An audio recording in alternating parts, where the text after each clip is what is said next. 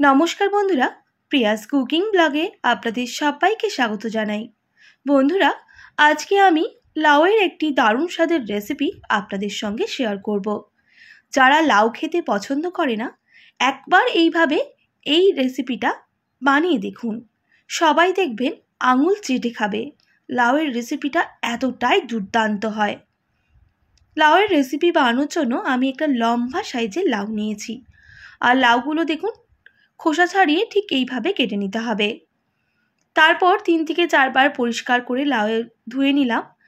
আর marinate করে নেব। দিয়ে দিচ্ছি স্বাদ মতো লবণ, সামান্য হলুদের গুঁড়ো, সামান্য ঝাল লঙ্কার গুঁড়ো আর 1.5 টেবিল চামচ বেসন। খুব ভালো করে লাউয়ের সাথে সমস্ত উপকরণ মেখে নিতে হবে।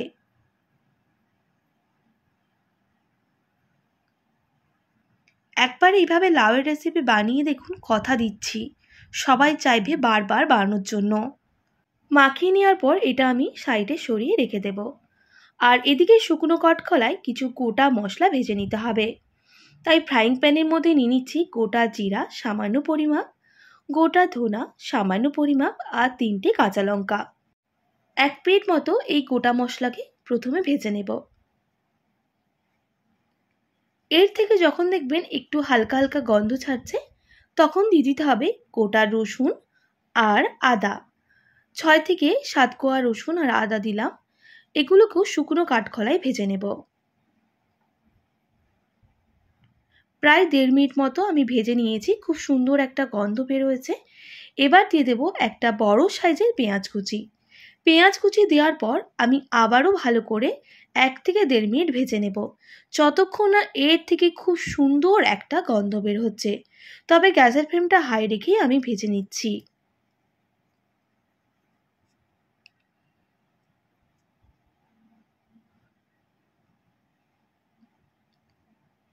প্রায় 2 মিনিট মতো ভেজে নিয়েছি। খুব সুন্দর একটা গন্ধ বের হয়েছে। এবার নামিয়ে এটা ঠান্ডা করে নিতে হবে।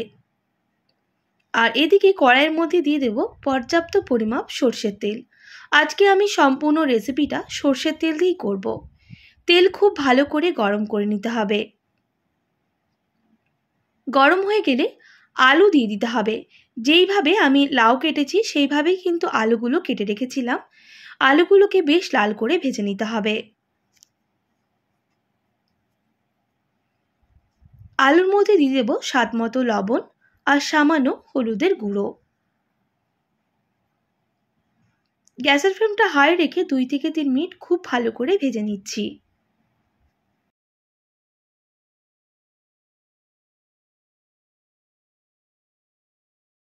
আর এদিকে আলুটা ভাজা হতে থাক। আমি ওইদিকে চিংড়ি মাছগুলো ম্যারিনেট করে নেব। দেখুন, নিয়েছি একটু ছোট ছোট সাইজের চিংড়ি মাছ, বেছে পরিষ্কার করে ধুয়ে নিয়েছি। এরপর ওই চিংড়ি মাছের মধ্যে দিয়ে দিতে হবে স্বাদ মতো লবণ, সামান্য হলুদের গুঁড়ো, সামান্য ঝাল লঙ্কার গুঁড়ো আর সামান্য পরিমাপ সর্ষের তেল।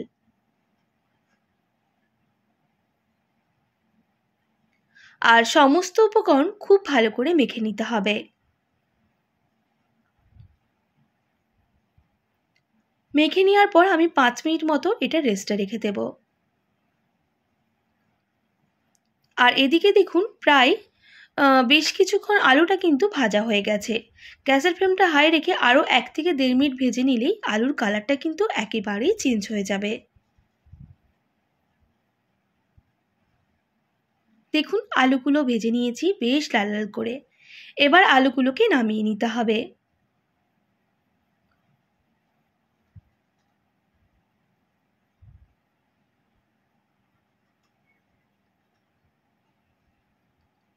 এবার ওই তেলের মধ্যে আমি দিয়ে দেব ম্যারিনেট করে রাখা লাউ।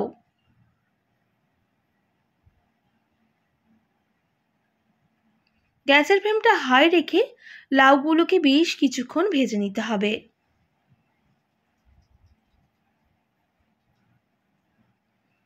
অবশ্যই গ্যাসের ফ্লেমটা হাই রাখবেন, মিডিয়াম করা যাবে না, তাহলে লাউগুলো একেবারেই গলে যাবে।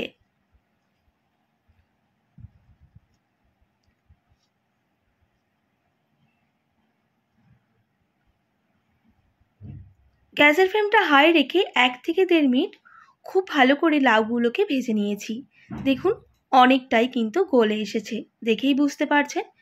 গ্যাসের ফ্লেমটা হাই রেখে আরও বেশ কিছুক্ষণ কিন্তু ভেজে নিতে হবে।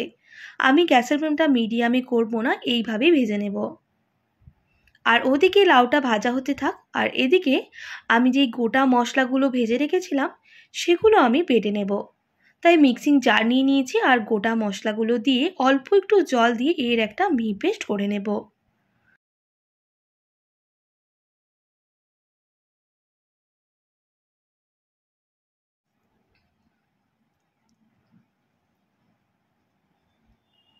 দেখুন আমি খুব ভালো করে বেটে নিয়েছি। এবার সাইডে রেখে দিচ্ছি। আর এদিকে দেখুন লাউগুলো কিন্তু ভাজা হয়ে গেছে, দেখেই বুঝতে পারছেন।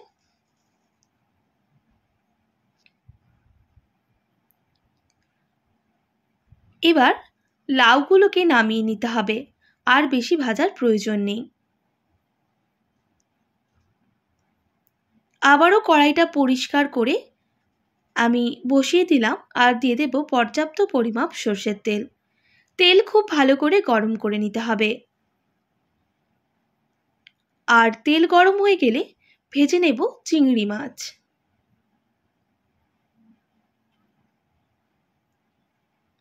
বেশ লাল লাল করে চিংড়ি মাছগুলোকে ভেজে নিতে হবে। তবে গ্যাসের ফ্লেমটা হাই রেখে আমি বেশ কিছুক্ষণ ভেজে নিচ্ছি।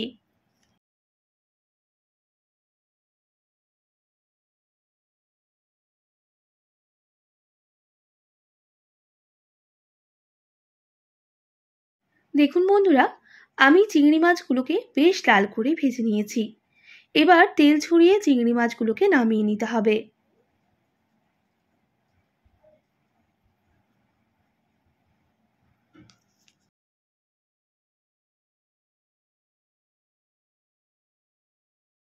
চিংড়ি মাছগুলো নামিয়ে নেওয়ার পর ওই তেলের মধ্যে দিয়ে দেবো সামান্য পরিমাপ গোটা জিরা, সামান্য 5 ফোড়ন আর একটা শুকনো লঙ্কা।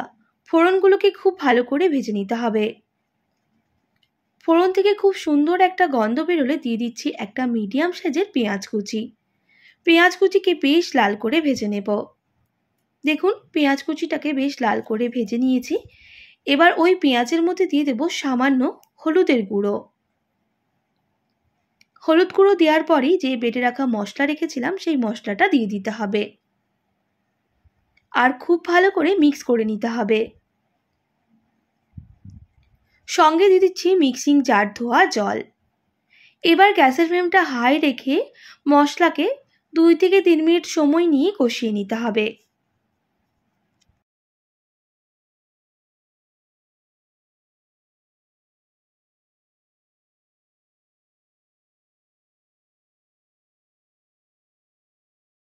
গ্যাসের ফ্লেম হাই রেখে 2 থেকে 3 মিনিট কষিয়ে নিয়েছি। এবার গ্যাসের ফ্লেমটা মিডিয়াম করে কিছু গুঁড়ো মশলা অ্যাড করব। দিয়ে দিচ্ছি স্বাদ মতো লবণ, সামান্য হলুদের গুঁড়ো আর সামান্য কাশ্মীরি লঙ্কার গুঁড়ো কালারের জন্য। যেহেতু আমি এখানে ঝালের জন্য কাঁচা লঙ্কার ব্যবহার করেছি, তাই গুঁড়ো লঙ্কাটা আর ব্যবহার করলাম না। আবারও মশলাকে খুব ভালো করে মিক্স করে নিতে হবে আর কষিয়ে নিতে হবে।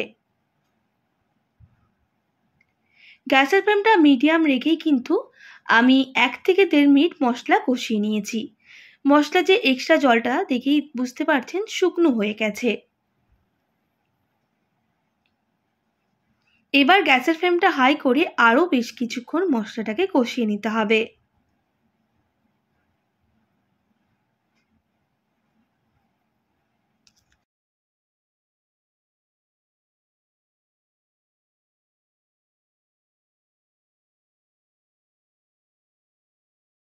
বেশ কিছুক্ষণ গ্যাসের ফ্লেমটা হাই রেখে মশলাটাকে কষিয়ে নিয়েছি।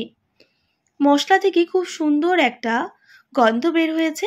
এবার দিয়ে দিচ্ছি ভেজে রাখা আলু। আলু দেওয়ার পর আমি খুব ভালো করে মিক্স করে নেব।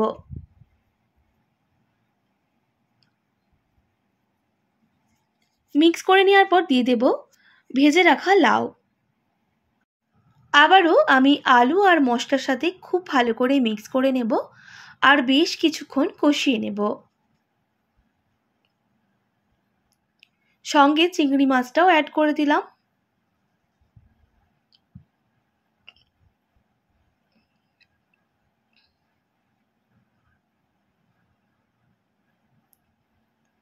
প্রায় 1 থেকে 1.5 মিনিট সময় নিয়ে আমি খুব ভালো করে লাউয়ের সাথে মশলাকে মিক্স করে নিয়েছি।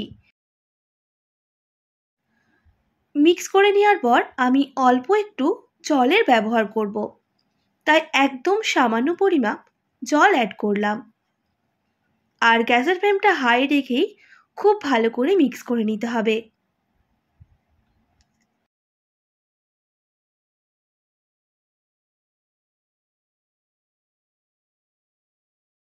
গ্যাসের ফ্লেমটা হাই রেখে বেশ কিছুক্ষণ রান্না করে নিয়েছি। এবার মিডিয়ামে করে দেব আর ঢেকে দেব প্রায় 2 মিনিট মতো। তাতে করে আলুগুলো খুব ভালোভাবে সুসেদ্ধ হয়ে যাবে। 2 মিনিট পর ঢাকনাটা সরিয়ে নিচ্ছি। আমি আবারও নাড়াচাড়া করে নেব। একবার লাউয়ের এই রেসিপিটা বানিয়ে দেখুন, বাড়ির সবাই আঙুল চেটে খাবে আর বানানোর জন্য বারবার রিকোয়েস্ট করবে। এতটাই টেস্টি হয় এই লাউয়ের রেসিপি। দেখুন, এতক্ষণ কিন্তু গ্যাসের ফ্লেমটা মিডিয়ামে রেখে রান্না করে নিয়েছিলাম। এবার গ্যাসের ফ্লেমটা হাই করে দেব, যেহেতু আলুগুলো ভালোভাবে সুসেদ্ধ হয়ে গেছে আর সঙ্গে লাউগুলো। এরপর এর মধ্যে দিয়ে দিচ্ছি স্বাদটা ব্যালেন্স করার জন্য সামান্য একটু চিনি আর সামান্য একটু গরম মশলার গুঁড়ো।